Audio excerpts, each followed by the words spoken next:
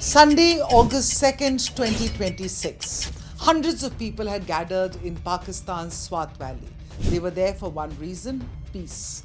They were angry about the deteriorating security situation, angry about repeated militant attacks, and angry that the police, in their view, simply was not doing enough to stop them. Then, as the rally reached a police station, bang.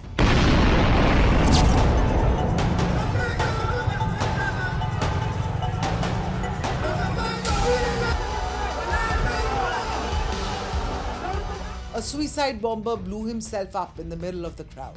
Within seconds, a peace rally had turned into a scene of carnage. At least 19 people were killed, including 7 police personnel. Dozens more were injured. And here's the grim irony. The attack was claimed by the Tehreek-e-Taliban Pakistan, or the TTP, the very militant group whose violence had brought people onto the streets in the first place. People were protesting because they believed Pakistan's security forces were failing to control terrorism, and then terrorists struck the protest itself. But this attack also comes amid another worrying development. Militants operating in Pakistan's northwest appear to be changing the way they attack. According to a Dawn report, terrorists are increasingly using what officials call a double tap strategy: attack once, wait for police and reinforcements to arrive, and then attack again. Why are militants changing their playbook? And more importantly, why is Pakistan struggling to keep up?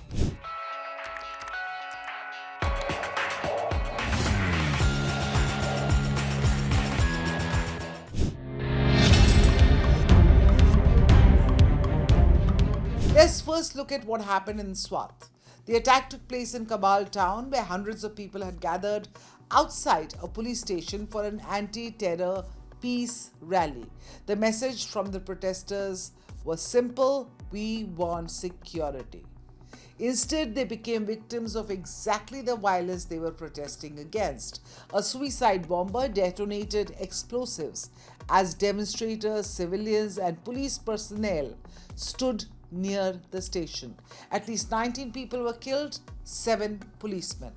And the fact that the bombing happened outside a police station makes the larger problem difficult to ignore, because if a militant can hit a gathering right outside a security installation, what does that say about the state's ability to protect ordinary citizens?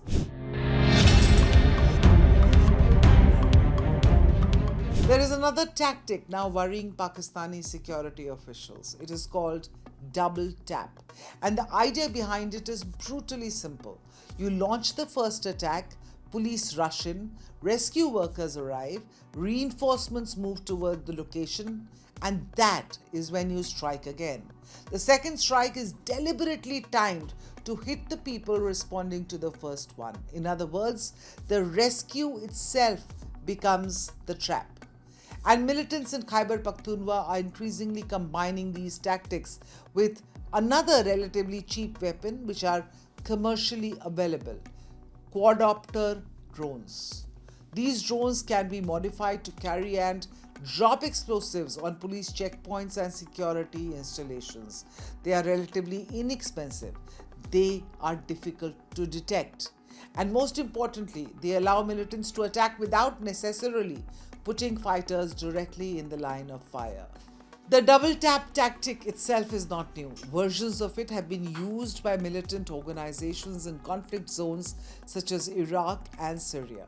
What is worrying Pakistan is that now these tactics are appearing with increasing frequency in its own northwest.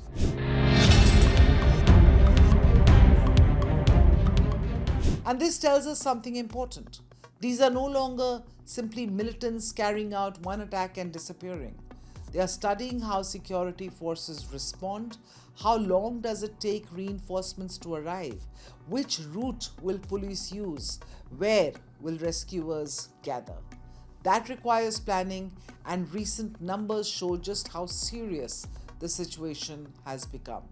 Just 3 days before the Swat bombing, explosive-laden drones killed 11 police officers at a checkpoint in Hangu district. Before that, in late July, a car bombing in Tank killed 27 soldiers. The TTP claimed responsibility for that attack too. And across Khyber Pakhtunkhwa, there were 154 terrorism-related deaths in July alone, more than double the toll recorded in June.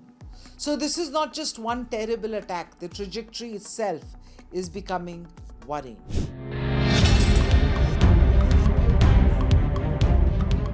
And then there is Afghanistan. Pakistan has repeatedly argued that many attacks inside its territory are being planned or supported from across the Afghan border. Islamabad accuses the Taliban government in Kabul of allowing TTP militants to operate from Afghan territory. The Afghan Taliban, of course, rejects that accusation. But whatever side you believe, one thing is clear. The Pakistan-Afghanistan relationship has deteriorated dramatically. The Afghanistan that Pakistan thought would give it strategic comfort has instead become a source of constant security anxiety.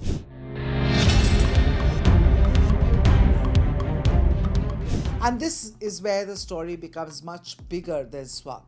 Militancy in Khyber Pakhtunkhwa appears to be evolving.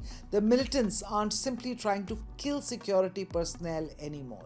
They are trying to disrupt the entire security response. The objective of the double tap strikes isn't only casualties, it is fear.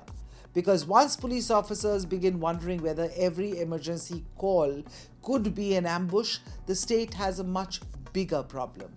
Rescue ops slow down, security forces become more cautious, and ordinary people begin questioning whether the government can protect them at all. So has the militant infrastructure Pakistan once believed it could contain now evolved beyond its control?